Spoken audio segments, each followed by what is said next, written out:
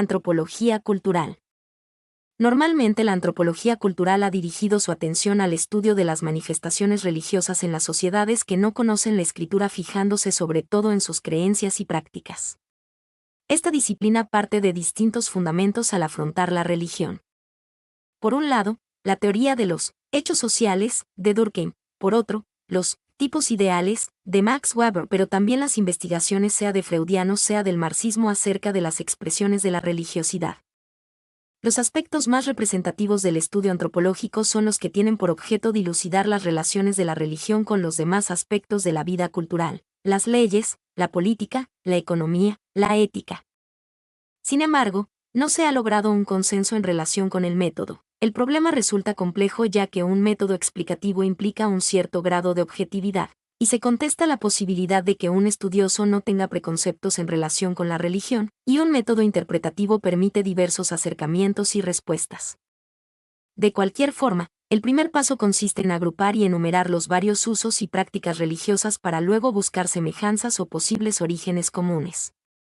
En el año 1980, James Peacock y Thomas Kirsch publican un libro que intenta una vía intermedia para explicar desde la antropología el desarrollo de roles distintos en las religiones.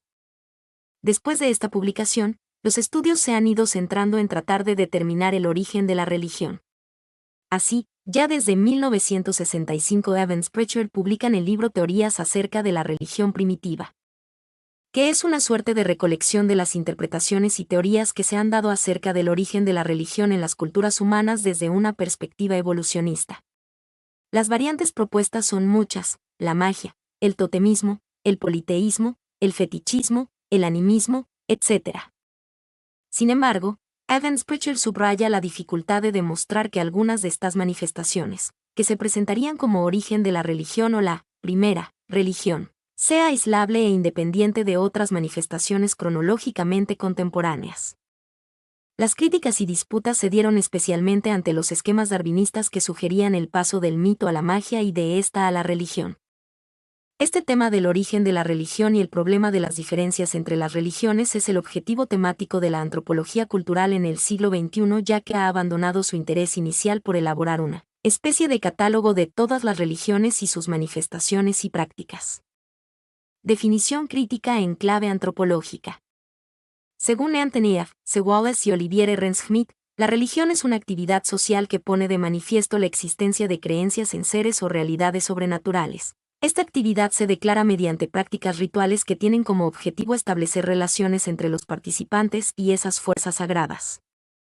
Las creencias tienen como objeto de su fe potencias o seres divinos y trascendentes, y las prácticas rituales que sustantivan esta relación son radicalmente diferentes de otros comportamientos sociales. Son estrictamente formales, estilizadas, repetitivas y estereotipadas, y a diferencia de una representación, los participantes se lo toman con la plena seriedad de tener la creencia de estar haciendo algo performativo.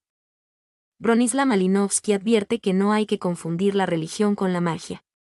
Desde la cultura del hombre primitivo, religión y magia ya tenían funciones diferentes. La magia es práctica, técnica, de creencia sencilla, primordial, medio para un fin, en manos de especialistas con oscuras iniciaciones y con resultados inmediatos. Mientras que la religión no muestra una utilidad directa ni se aprehende con conjuros, el mundo sobrenatural a que hace referencia es complejo e integra la vida futura en una cosmogonía teleológica, es un fin moral en sí, es un asunto de todos y se concelebra en comunidad y su función última apunta a establecer, fijar e intensificar actitudes que cohesionan a la sociedad. Igualmente propone huir de ciertas trampas que una visión euro o cristianocéntrica puede provocar, renunciando a asignar a la religión ideas como solo los hombres, y no los animales, tienen alma. Existe una separación absoluta entre lo profano y lo sagrado. El monoteísmo es el modelo o meta, siendo el politeísmo residual, y también sugieren alejarse, finalmente, de una cierta fenomenología de la religión, que pretende que las religiones no son sino el fenómeno de una esencia incognoscible. Dada la universalidad de su expresión, no se puede hablar de religión, sino de religiones, con una concreción histórica definida. Esta existencia históricamente definida permite hablar de diferentes roles de la religión, desde aquel que permitió al hombre primitivo adaptarse a la aterradora realidad reflexiva que le enfrentó a su propia muerte hasta el de ser herramienta de control social o de creación de comunidad social. o el de actuar como una herramienta de ecología. En tanto que adaptación cultural en un entorno rudo o cambiante, o un instrumento de cambio social, ya si es de progreso como si es de regresión. Cada una de estas funciones viene enmarcada en un discurso religioso, un discurso que establece una relación entre el conocimiento incorporado al discurso y el poder de la posesión de dicho conocimiento. Este discurso mantiene una relación de dependencia con la organización social donde se desarrolla, de tal manera que determinados tipos de sociedad tenderán a generar un tipo de religión, el discurso de la cual, en su sentido axiológico y pedagógico, querrá instaurar intencionadamente un determinado sentido de la existencia y de la realidad. Finalmente hay que tener en cuenta la existencia de dos formas de entender la relación religiosa con el objeto de culto, la mediata y la inmediata.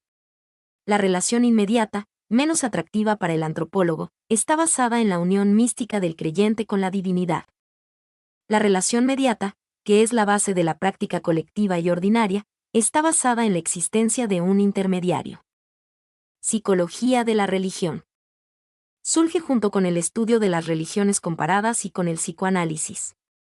Su método va desde la medida con instrumentos propios de las ciencias exactas, como por ejemplo los estudios de laboratorio propios del siglo XIX, hasta la introspección.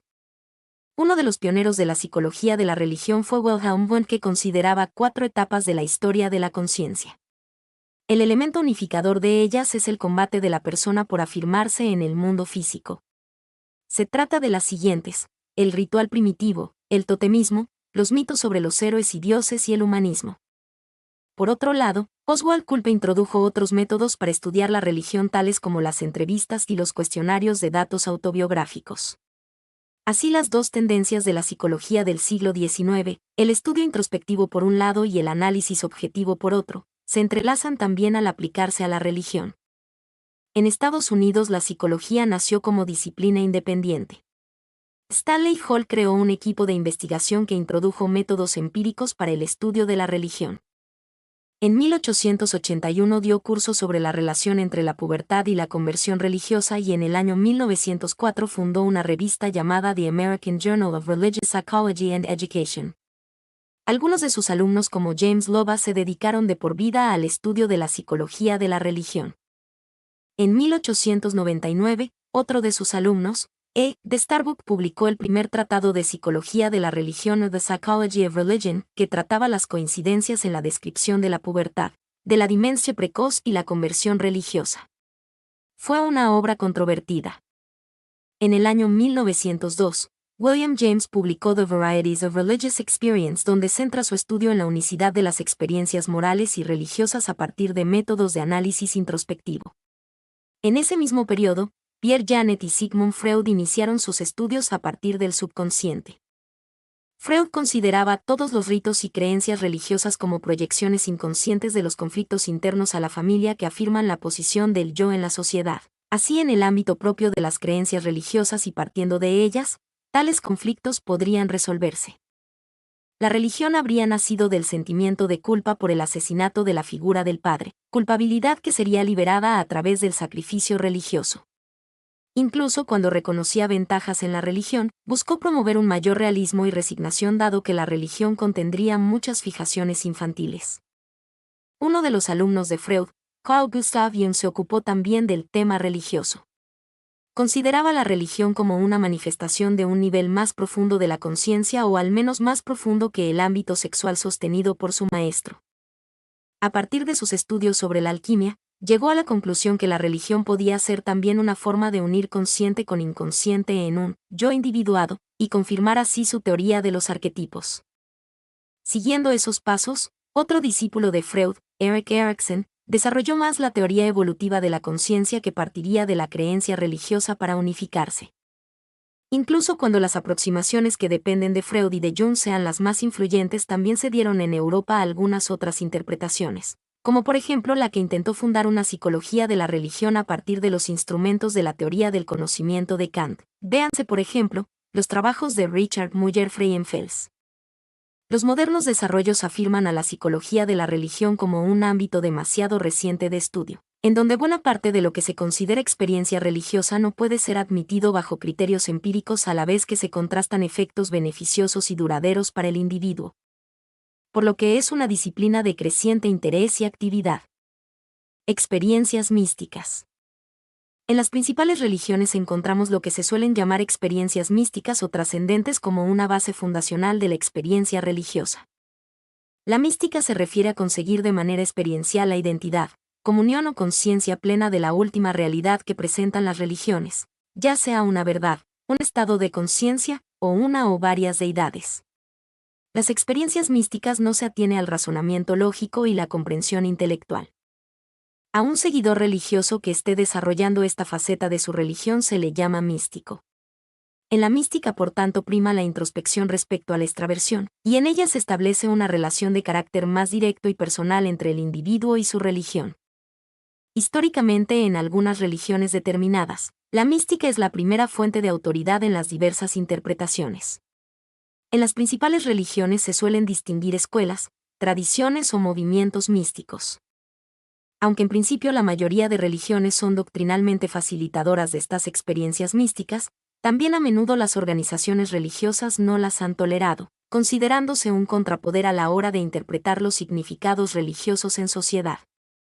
En el cristianismo, la Inquisición católica o algunas reformas protestantes persiguieron diferentes variantes del misticismo clasificándolas como herejías. En el islamismo, el sufismo ha experimentado dificultades tras la Gran Reforma. El clero del budismo tibetano o japonés arrinconó doctrinalmente algunos enfoques contemplativos que no eran de su agrado debido a sus consecuencias sociales. Entre los intelectuales occidentales, el misticismo ha tenido defensores y detractores dentro y fuera de las religiones. A partir del siglo XIX, la observación de la religión proveniente del materialismo histórico la considerará de manera crítica. Émile Durkheim la atribuye a una efervescencia colectiva, en el contexto social en el que tales experiencias se producen. William James encabezará una interpretación psicológica que enmarcará a la experiencia mística de las religiones como parte de algo mucho más amplio y no exclusivo de ellas. A partir del siglo XX, con autores como Mircea Eliade se abre una nueva etapa más sosegada y científica para el estudio de las religiones y para la consideración de la mística. Actualmente, interpretaciones como las de Csikszentmihalyi hablan de teorías de un estado de flujo, que puede aparecer en la mente humana realizando diversas actividades que exijan concentración, provocando determinado estado de felicidad. La exploración científica más moderna de los ámbitos de contemplación, éxtasis y meditación común a la mística de las distintas religiones arrojan conclusiones tan espectaculares como abiertas a la especulación, siendo este un terreno tan interesante como inexplorado para la ciencia. 53. En muchos casos, en las religiones de Asia Oriental, la mística y la especulación filosófica no han sufrido tantas dificultades históricas, estando integradas en la práctica religiosa de sus seguidores. En la actualidad los teólogos del cristianismo están divididos, unos apuestan por dar más énfasis a la mística, mientras otros abogan por separar la mística de la ciencia, diferenciando la experiencia de la fe de los hechos históricos. 55. En el islamismo, el sufismo gana adeptos con rapidez tanto en Europa como en los países islámicos. Mi nombre es Demim. Soy tu asistente personal. Mi sitio en internet es demim.es.tl